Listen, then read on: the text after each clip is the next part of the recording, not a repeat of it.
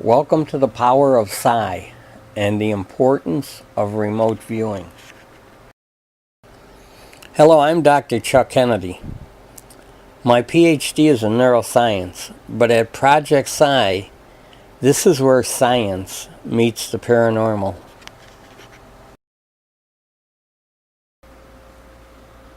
I've been a ghost hunter for over 48 years, and a few years ago, I decided to mix science with the paranormal by confirming the existence of the afterlife through mediumship.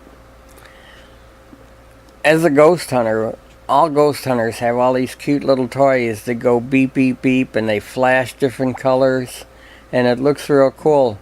But the reality is there's no greater feeling than connecting with a spirit personally. And you don't get that out of some machine that goes beep or flashes a colored light. The true connection with the spirit is through mediumship. So I decided to validate the 10 Psi disciplines using scientific methods. I chose to do this using EEG technology by brain mapping neural pathways of mediums. I chose to do this by testing in the lab, as well as even brain mapping while on investigations. The goal was to brain map while communicating with spirits, thus documenting this communication. And the whole time, during this communication, I was monitoring various biometrics of the medium. What are the 10 disciplines of mediumship? Well, we have clairsentience, which is feeling. And that's what an empath is. They will feel the energy of others. All mediums are empaths, and most empaths can be mediums, whether they've realized their gift or ability or not, but they can be mediums.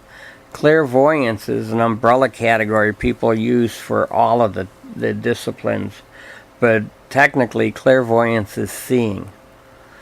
Clairaudience is hearing, and clairaudience is really powerful. We had a case once where I posted the girl's picture on the team page, and instantly, within seconds, I got a text message from one of our remote viewing angels that said, "They are telling me she is in a well." And this was within seconds of posting the picture. So it can be really powerful. Claircognizance is just knowing something. You don't know how you know it, but you just know it. Clairgustance is tasting. And we don't see that too often, but tasting can be an important component. One of the most important of the 10 disciplines, and it's a double-edged sword really, is clairalience, which is smelling. And this can come in handy. We had a case where a child, they could see the child tied up in a room, but they could smell the sea air, so we knew they were near not just water, but near the ocean. And so this can be powerful. But there's a problem with smelling. One of the things is smells trigger memories, probably more so than any other sensation. Think of the times where you'd be someplace and you'd smell something and it would remind you of when your grandmother would bake cookies or something when you were a kid. Smells are powerful triggers for memories, and you want to keep your memories out of your visions. And the other thing is, it's easy to have an olfactory hallucination. It's called phantosmia. And the thing about phantosmia is, yeah, you can have them if you have a brain injury or you have a temporal lobe epilepsy, but the most common causes are due to either a sinus infection or an upper respiratory infection. So you have to kind of use your clairalience cautiously, because it can lead you in the wrong direction also. Then there's precognition, which is foreknowledge, and that's hopefully we'll know tomorrow's lottery numbers. And then there's out-of-body experiences.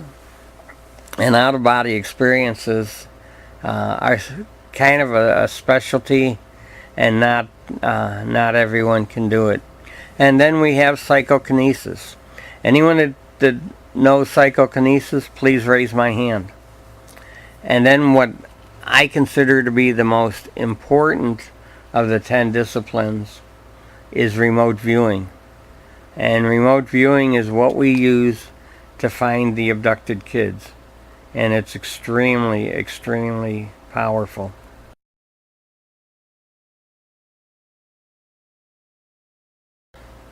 So what is the real challenge of mediumship? And that is separating the ACE from the AOL. Now what does that mean? Well, let's break those down. So a normal cognitive event is when we use our five senses. You're watching this video, that's sight. You're listening to my melodious tones, that's sound. Those are cognitive events. When you smell the cookies in the oven, that's a cognitive event. When you taste those brownies, that's a cognitive event. And there's touch. When you feel that spider running up and down your arm, that's a cognitive event. When you feel the warmth of the urine running down your leg after that spider runs up and down your arm, that's a cognitive event. Those are regular cognitive events using our five senses. So when we use one of our 10 disciplines of mediumship, that's an anomaly. So it's an anomalous cognitive event, or it's an ACE. So what then is an AOL? No, it's not connecting to an internet. You've got mail. An AOL is an analytical overlay. And how do analytical overlays work? Well, analytical overlays kick in when our brain takes that ACE. We have about 3 seconds when we get an ACE before our brain tries to compare it to something we know or something we think we know. When we take our ACE and we contaminate it with neuronoise. Now by neuronoise, that's memories, imagination, knowledge, or anything from our five senses. We take that ACE and compare it to things that we already know or think we know. We've contaminated that ACE, and now it's an analytical overlay. I don't want to know what you think it reminds you of. I want to know what your ACE is. So the challenge of mediumship is taking that ACE and freezing it in your mind. Freezing it so that it isn't changed, it isn't compared, and it isn't contaminated. And that's what's so important about an ACE. And that's why so often we'll sit there and have, well, I think it reminds me of this, and that doesn't help us. We need to know exactly what you're seeing, what you're hearing, what you're feeling. We need to know your ACE, not the analytical overlay. Always trust your ACE, not your AOL. Learn to be able to grab that ACE, hang on to it, and know what that ACE is. Sure, it's fine to sit there after you've got a good handle on your ACE to then compare it to other things and get an AOL. But know what your ACE is and trust your ACE. Because otherwise, you're not psychic, you're just recalling memories.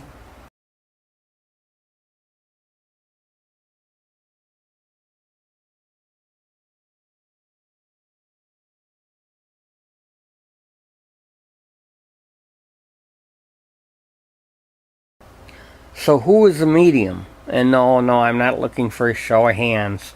What I'm looking at is what makes up a medium? What are the demographics of a medium?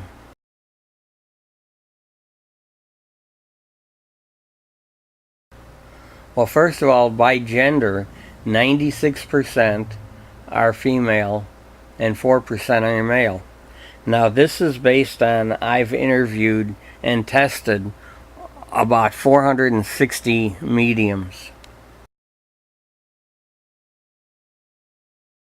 When we look at the highest level of education, only 3% didn't finish high school. 79% were high school grads.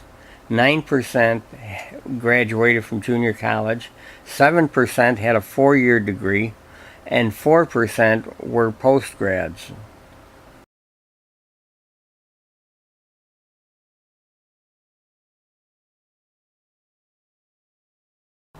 However, when I ran IQ testing on them, only nobody scored below average on the IQ test.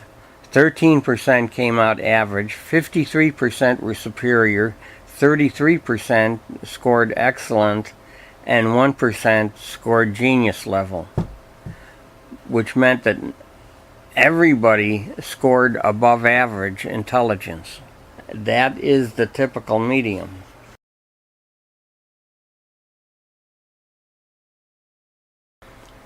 And this wasn't much of a surprise. When I looked at the family history, you can see 59% were mother, 47% grandmother, 36% aunt, 19% sister. It followed the whole gender pattern of being on the maternal side. And again, it was a low percentage that were on the male side.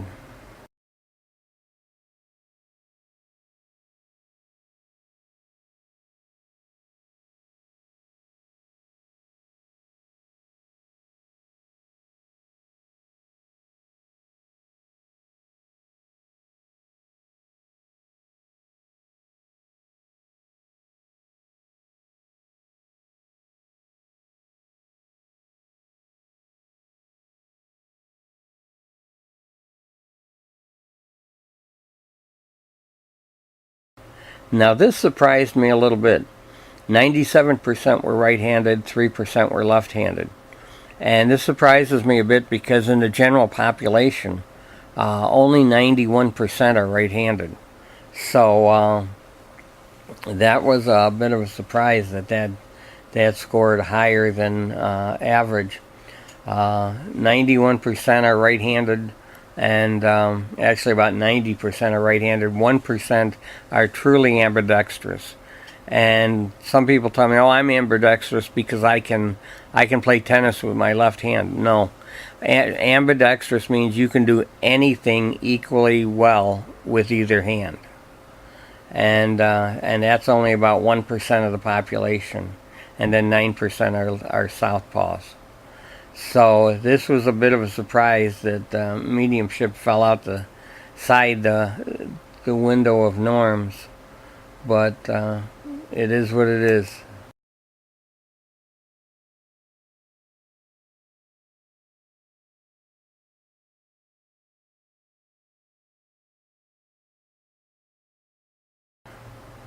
This was a little surprising when I looked at the personalities.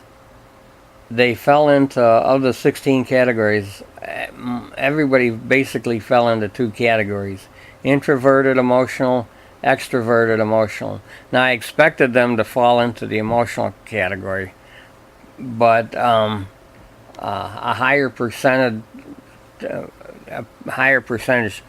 turned out to be extroverted than I expected.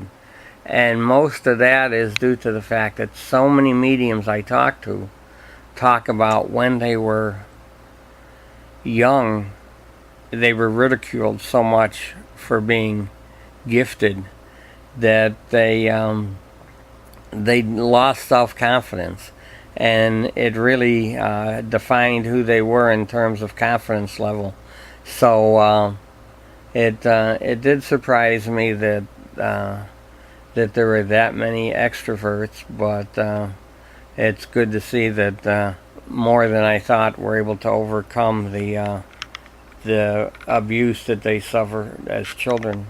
The birth order was kind of interesting. I didn't expect too many oldest and onlys to be mediums. They're more left brain. But I thought there'd be a higher percentage of middle child that were mediums, but it turned out the vast majority, 77%, are youngest child. And I did find that rather interesting.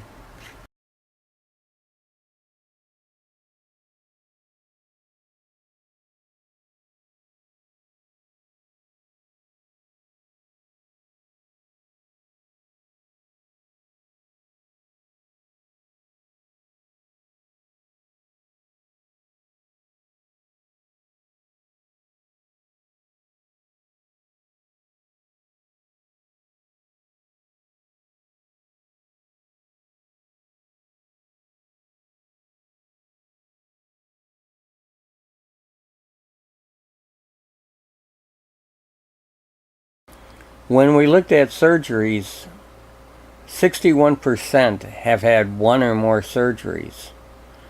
Now, what's the significance of the surgery? Well, it isn't the surgery per se or the surgery by itself, but what does come into play is general anesthesia. Because the reality is, and they don't tell you this, but people don't come out of general anesthesia the same way they went in. And usually there's subtle differences after the fact. But one of the interesting things is a good percentage of mediums I talk to, when I ask them when they first noticed their abilities or their gifts, they told me it was after a surgery. So obviously the anesthesia can, you don't just awaken from anesthesia, but you awaken into a new gift and a whole new world.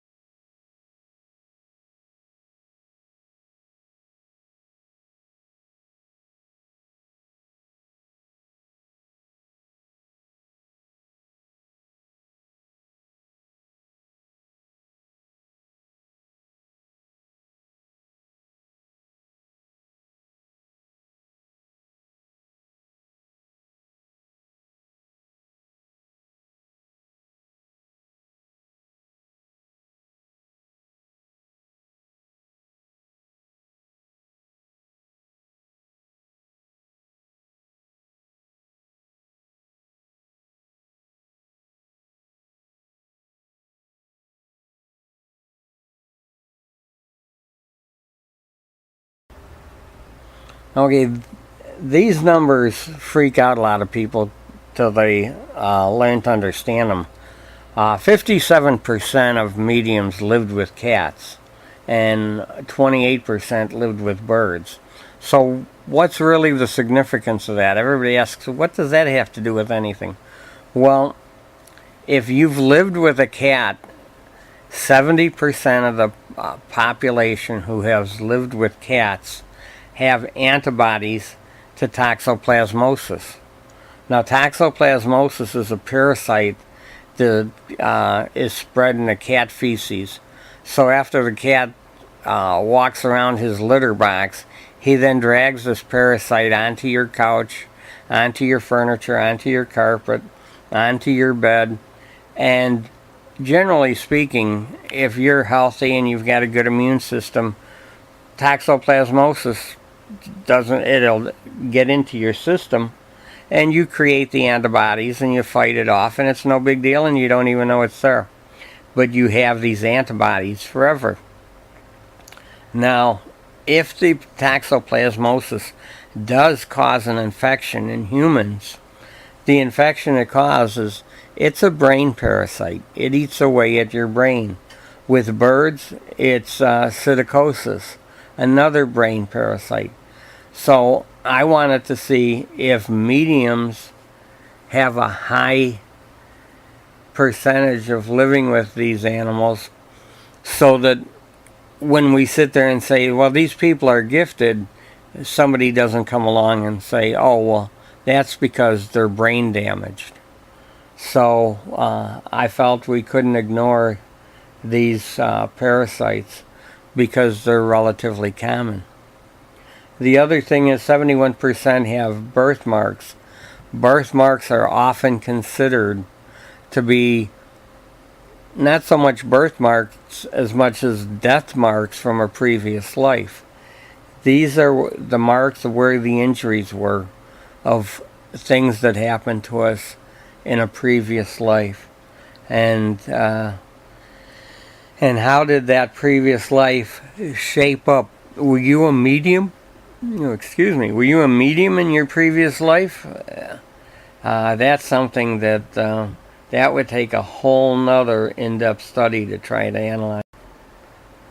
Okay, for all you 60 children out there, hey, what's your sign? Well, looking at the signs and mediumship turned out to be rather interesting. Over half of the mediums fell into either Taurus or Virgo, and then the rest were just evened out pretty much in the other 10 signs. But I found that interesting that they were clumped so much in Virgo and Taurus. I thought that was really odd. Now, autoimmune diseases, that really interests me. And I knew a lot of mediums that had fibro. So I was anxious to see how many had fibro, but I didn't want to eliminate all the autoimmune diseases. So I picked the top 6 autoimmune diseases, 6 most common, and we took a look at that. Now, 43% of the mediums had fibro. And this is diagnosed. This isn't you read it on Facebook and go, oh, I got that too. This is diagnosed by a doctor, and 43% of the mediums had fibro. Now, compared to the general population, only 2% of the general population have fibro. 28% of the mediums have chronic fatigue syndrome. 8% have rheumatoid arthritis, and 7% have SLE, systemic lupus erythematosus, and 21% have Hashimoto's, a thyroid disorder, and then 9% have Graves'. So as you can see, all of these autoimmune diseases far outrank the general population. Hashimoto's is 21. The general population is only 3.5%. So this is a big deal, and this would be a good study to try to identify why so many mediums. Does mediumship cause autoimmune, or does autoimmune cause mediumship? It's an interesting dichotomy, and I'd love to look into it deeper, further, when time permits. Now, in looking at these autoimmune diseases, 75% of all autoimmune diseases occur to women. And that falls into the whole pattern again that most mediums are women. Now, 87.3% of the mediums I spoke with, and as I said, it was about 460, 87.3% had an autoimmune diagnosis. This is again a confirmed diagnosis. Now, of the 13% that are undiagnosed, many of them haven't had their symptoms analyzed because they don't have health insurance and things like that. But of the 13% undiagnosed, 10% explain that they have symptoms of autoimmune disease. When I went through the symptomology of autoimmune, they sat there and agreed that, yeah, these are things they have. So I think the true number for autoimmune disease and mediumship is well over 90%. And that's a phenomenal number. So where is the region of Psi? Where in your body does this energy come to so that it gives you the knowledge you need? If you read Facebook, you would believe that it comes through the pineal gland. And the pineal gland is called the third eye, but it has nothing to do with psychic ability. It's called the third eye because in the pineal gland, in our retina, are rods and cones. And this is how we see. These are light receptors, and these light receptors are what allows us to see. In the pineal gland are cones, and these are photon receptors, but they're not for those type of visions. They're photon receptors because the pineal gland regulates our circadian rhythms, and it needs to know night from day. And that's why there's cones in the pineal gland, and that is why it's called the third eye. It has nothing to do with New Age and psychic ability. So the reality is the pineal gland is not the center of psychic activity. I've done 172 EEGs, brain mapping neural pathways of psychic ability, and not once did it register in the pineal gland. Not only did it not register in the pineal gland, I had 7 mediums that I brain mapped who have had their pineal gland removed because it developed a cyst. Now, if they no longer have a pineal gland, how can that be the center of their psychic activity? So why is it the pineal gland called the third eye? Why did the New Age movement pick up on it? Well, one of the reasons is very often in the New Age movement, the Eye of Horus is chosen as the symbol for psychic ability. And if you compare the Eye of Horus to the sagittal plane cross-section of a human brain, they find correlations in the shapes. In the center of the brain is the thalamus, and in the center of the Eye of Horus is what most people think is the pineal gland, but the pineal gland isn't even close to that. Well, actually, it's close, relatively speaking, but it is not the thalamus. The pineal gland is much smaller and down off to the side. The upper, what looks like a brow on the Eye of Horus, relates to the corpus callosum. Now, what's the corpus callosum? It's 200 million neurons that connect the right side of your brain to the left side of your brain. The corpus callosum is what makes women smarter than men because it connects the two sides, and corpus callosum on women is larger. And because it's larger, they can multitask better. They can use their brain more efficiently. You always hear that we only use 10% of our brain. Well, the truth is we only use about 10% at any one time. But because women have a larger corpus callosum, they have the ability to use more of their brain at any given time. And that's what resembles the eyebrow on the Eye of Horus. But this is the only correlation, and it has nothing to do with the pineal gland. So let's take a quick look at the human brain. The human brain is about 3 pounds. It's about 2% of our body weight. And the brain can only metabolize glucose and oxygen. And being 2% of our body weight, the brain consumes 30% of our glucose and 30% of our oxygen. But yet it's only 2% of our body weight.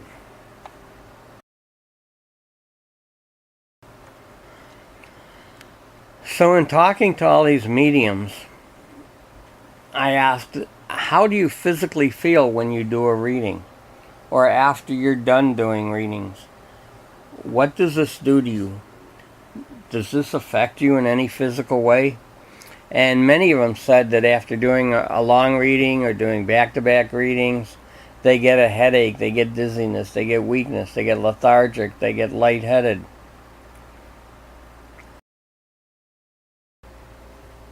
So I looked at all of these side effects that they get and all of the things that happen when they have a reading.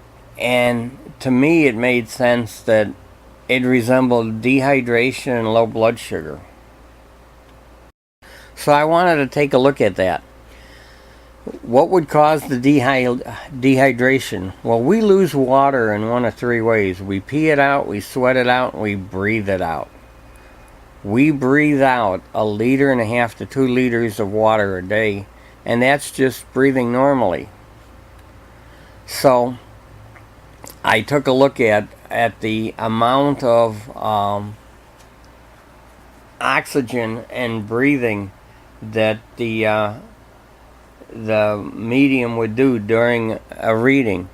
There was a famous Italian psychic in the late 1800s, and she was supposedly very gifted when she would do her seances. She came up with amazing things, but she was also known to be lazy at times. Sometimes she'd just blow it off, make shit up, and then just fly through her seance and expect to get paid anyway. So they started to sit there and they found how they could measure whether she was accurate or not. And one of the things was they would weigh her, and if she was doing a good reading, a good seance, when she was done, she would lose 2 to 3 pounds. And they had no idea why, but they just knew she lost 2 to 3 pounds. Well, the reality is 1 liter of water weighs 2.2 pounds. So if she was doing a steady, solid seance, she would lose 1 liter to 1.5 liters of fluid just during that seance. And that made sense. And what I was finding turned out to be pretty accurate. The only difference is I monitored the oxygenation level and the breathing rate. And the reason for that was I didn't have the balls to ask any woman to stand on a scale. So what I did was I measured the oxygen level in the psychic's blood. And as you can see in this slide, this is a pulse ox. It measures the pulse. The person's pulse here is 73. Their oxygen level is 97%. Now, anything over 90 is considered a good oxygen level. And so there isn't really a cutoff other than the 90%. So every medium I tested, they were sitting there maybe 94, 95%, looking good. And their breathing rate was 14 to 15 breaths per minute.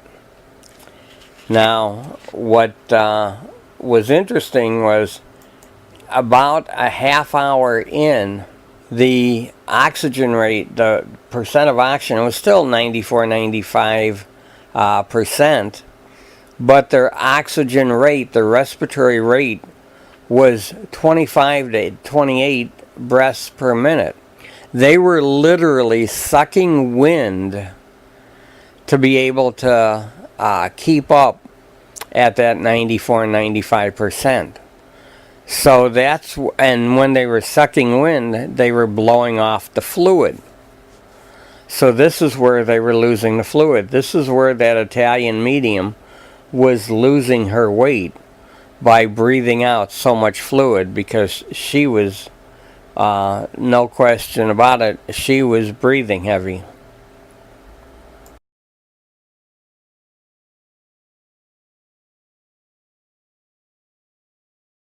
So I also looked at blood glucose. And what I did is I checked their sugars before we started, and I checked their sugars a half hour in.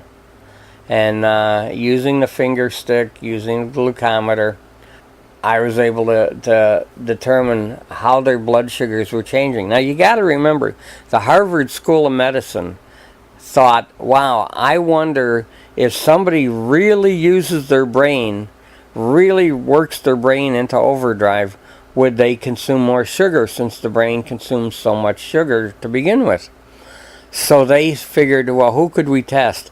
And they looked at high school students taking SATs. And they measured the sugars at the beginning of the SAT and then at the end of the SAT. And they were all excited because these high school kids had dropped 4 to 6 points doing their SATs. Well, that's nothing compared to a medium. On 172 mediums, the blood sugar on the average medium dropped 24.3 points in a half-hour reading. So the most logical solution, and we tried this, was for a medium to sit there and drink a sugary drink during their readings. This way they were replacing their fluid, they were replacing their glucose. Not a diet drink, but a sugary drink. And sure enough, the headaches disappeared, the dizziness disappeared, the weakness disappeared, and all they had to do was drink, and not just sip it, but drink, seriously drink, a soda pop or a fruit juice while they were doing their reading, and it changed everything. So here, this was at an event a couple of years ago in Chicago. We had about 200 people there, and we did a live demo where I wired up a medium, and they could all see her brain changing while she was doing her readings, and they got to see how her blood sugar changed and her oxygen levels changed during the event, and it was very dramatic. It was pretty cool.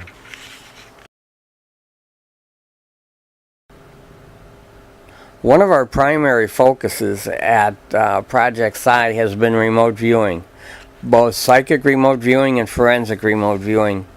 And the cool part is, because of this, we've been able to find missing kids. Not all mediums are remote viewers. Many of them try and come up way short. But right now, we have a team of remote viewing angels and a team of forensic angels. And these teams are just amazing at the results we get. We have a 90.6% success rate in finding abducted children. And it's just phenomenal what these angels can do.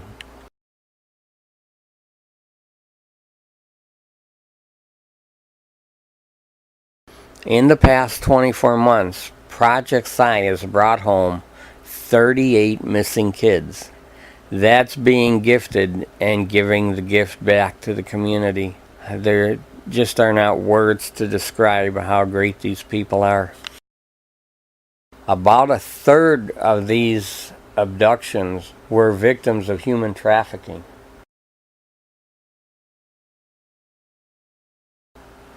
At CSI Psi, the training center of Project Psi, I teach the fever protocol, which is forensic events viewed remotely. To learn fever, you do not need to be psychic. Fever is not really a psychic phenomena as such, but actually an imposed discipline or skill that helps the viewer to facilitate or harness his or her own intuition. So does remote viewing really work? Well, it's a process. And the way the process works, the forensic remote viewers don't get a picture of the victim that's missing. They don't even know for sure it's a missing person. All they know is they get a case number. In this particular case, I texted Darcy the case number 0928.1701. That's the only information she had. And then she drew this, went through the whole process and drew this picture. And she came up with a town. The mountains down in the valley was the town. Off to the right was the lake. And then here's the case file photo. And this is the photo I got from Pikes Peak. You can see the mountains, you can see the rocks, you can see the town down in the valley and the lake off to the right side.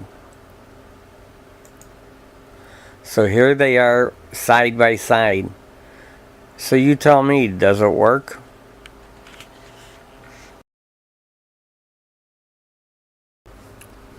The beauty of bringing home an abducted child. First it leaves you speechless, and then it turns you into an amazing storyteller.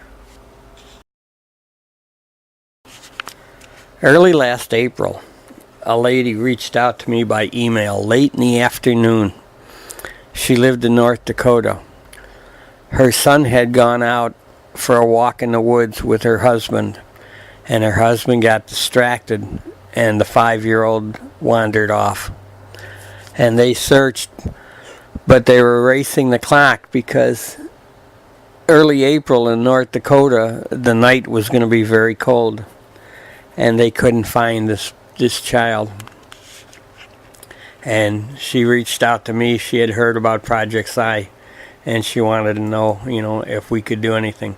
Well, a lot of our team members have day jobs, so it's not always easy. It can be time-consuming trying to rally the troops for a daytime situation. So I reached out to one of our forensic remote viewers who lives here in town and I knew was off that day.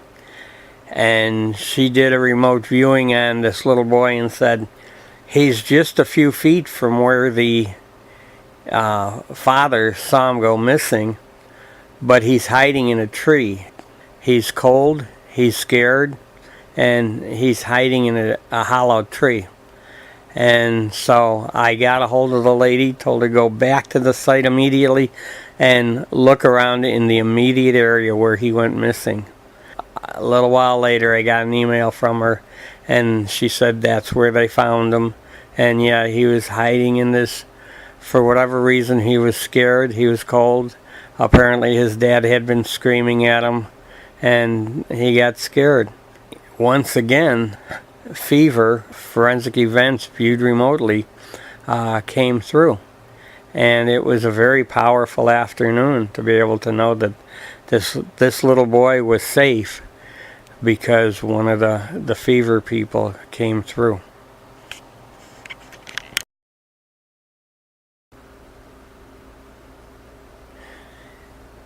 In hockey, when someone scores 3 goals in a game, it's called a hat trick.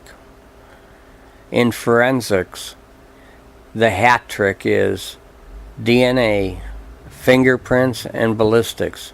At CSI Psi, when you learn to become a psychic investigator, you don't have the forensic hat trick.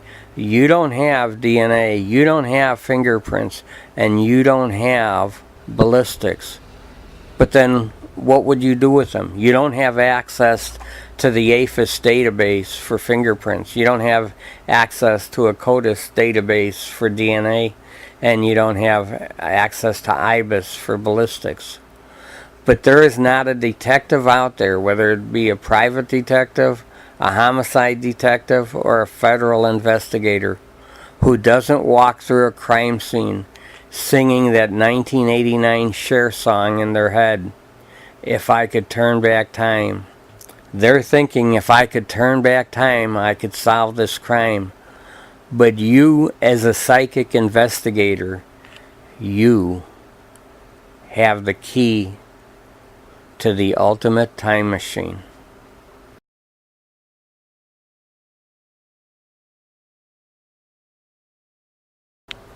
So what applications do you have from remote viewing? You can use them in the corporate world. You can use them in education. You can use them in futuretronics, law enforcement, as we talked about, missing persons. But not just missing persons. We've solved 4 cold case murders using remote viewing from the psychic remote viewers and the forensic remote viewers. There was a case in Phoenix where they had a murder and they had a suspect in custody, but they didn't have enough hard evidence to hold him. And they knew if they let him go, he was illegal and he'd be back across that border and gone forever. So they weren't sure what could they do to hold him. So they talked to a remote viewer who viewed the scene. Now, the timing was a little off. All he was able to see was that there was a hooker in the alley servicing a John. So the detective asked, well, what does the hooker look like? And the remote viewer gave a description of the hooker, and they go, oh, that's Trixie. So they went and found Trixie, and when they leaned on Trixie a bit, they found out Trixie had witnessed the murder. Now they had enough evidence to hold their killer. Even though it wasn't, the remote viewer didn't directly view the crime, he viewed the information needed to help the law enforcement. Needless to say, remote viewing's been very popular over the last several decades in the Defense Department.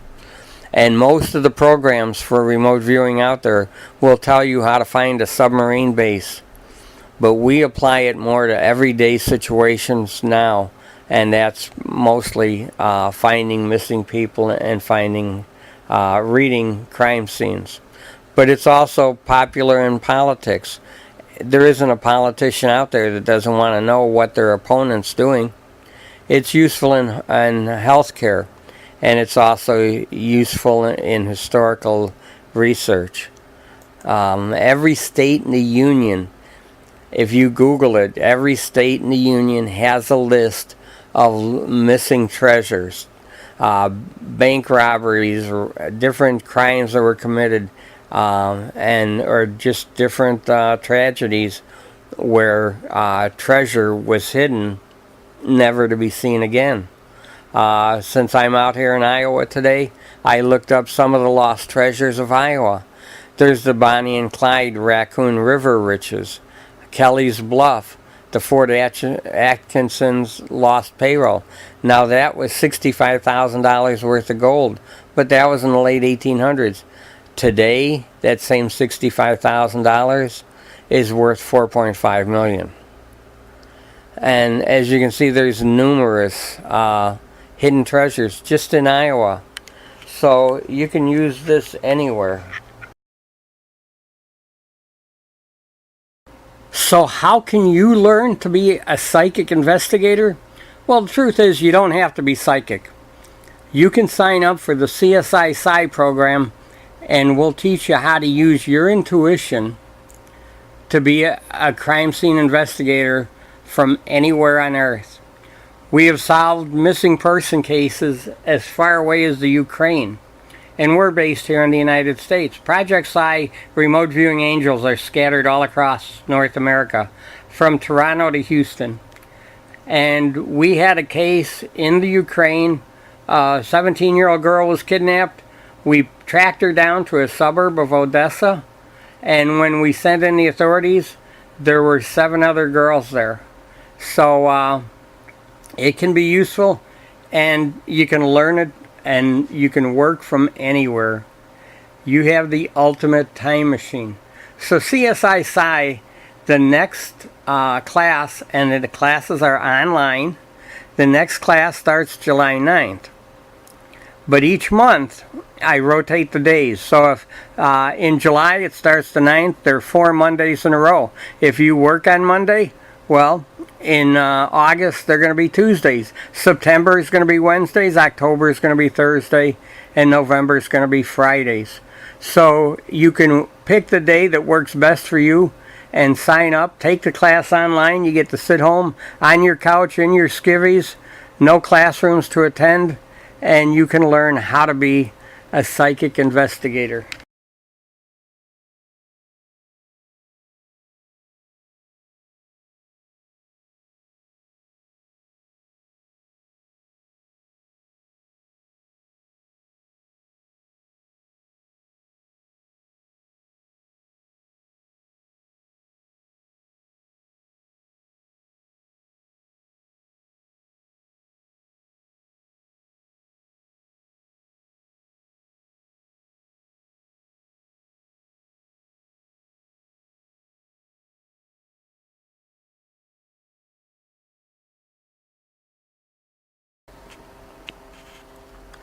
So how does the CSI Psi program work? Well, it's an online class once a week for 4 weeks. And at the CSI Psi class, you'll learn the history of remote viewing, how to remote view using the fever protocol. You'll learn how to scan a crime scene and what to look for. You'll learn how to ID the people that you see at your target, and how to ID the victim's location. And this can be very important because you can see the victim. You can see the victim maybe in a room. You can see the victim wandering in a field, lost. But to actually identify the location, most people come up short. And I'll teach you how to identify that location. You'll learn how to create a photo of the people you see in your vision. And that's using sketch artist software. We've all seen sketch artist software. You see it on the TV shows ever since we were kids. They bring in a witness to a crime, and then they bring in an actual artist that sits down with a pad of paper and sketches out what that witness saw. But nowadays it's done on computer. You'll notice all the modern TV shows, they bring in the witness and they bring in a sketch artist with a computer and pull up where you pick the person's hairstyle, you pick their face shape, you pick the eyebrows, you pick the eyes, and you select the nose. You almost had me there, didn't you? And then you select the mouth and the facial features. You'll select any tattoos, any scars, any facial hair, beard, mustache. You can select glasses, sunglasses, any hats that they may have worn. And you select all these things, you put them together, and presto, in no time you've got a picture that then you can print out, or you can sit there and email to somebody. We had a case in Bakersfield where a girl was murdered a couple of years ago, and she was raped and murdered in her apartment. Her ex-boyfriend, who had moved out a month before, had an alibi, and the police had hit a brick wall. So we viewed the scene, and we put together a sketch of the perpetrator. I emailed it to the cold case cop, and then after I emailed it, I called him. And when I called him, he was opening the email at the time. And I said that I'm from Project Psi. We're a team of psychics. And he goes, "Oh, psychics, yeah, really? Oh my God, I know who this guy is." Because as he's talking to me, he's opening up his email, and he sees the picture. And I says, "This is the guy that raped and killed the girl." And he goes, "Yeah, he's a person of interest, but we couldn't get anything on him." I said, "Well, just lean on him harder, and that'll break the case." A couple of weeks later, he called me up, which surprised me. And he said, "Hey, you guys were right. We did lean on him. He did crack. He confessed. He said that the ex-boyfriend owed him money for drugs, and he couldn't collect from the ex-boyfriend, so he went to the girl to collect from her. She didn't have the money, and he ultimately ended up raping and killing her." And so here we closed out that cold case murder by using the sketch artist software. We'll also teach you who to notify when you solve the case, because not all authorities are willing to talk to a psychic. They won't work with you, but there are certain ones that will. A lot depends on a federal level. They don't want anything to do with us. On a local level, if they've been hired, well, they may or may not care.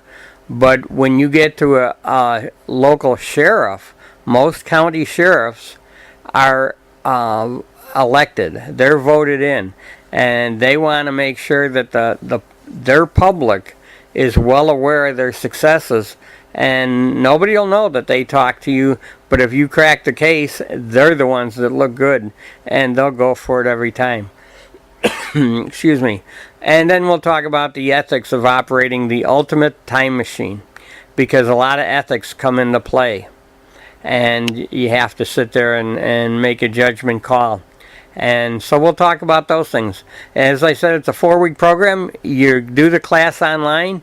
You work from the comfort of your own home. You can sit on your couch in your skivvies, and nobody will know. We also, I send you a workbook to use along with the class, and you get the quick reference guide, so that after you're through with the class, as you're working cases, when you're still a new CSI Psi, you'll have the quick reference guide to be able to guide you through it. You also get the Sketch Artist software. You get a copy of the program to put on your computer, and then you get to sit there and identify people, and that's pretty cool. So this is what the program entails.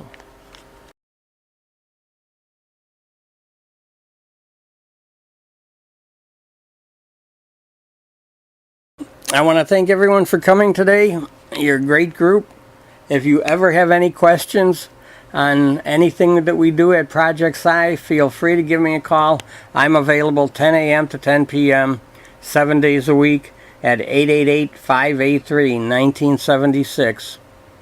Thank you.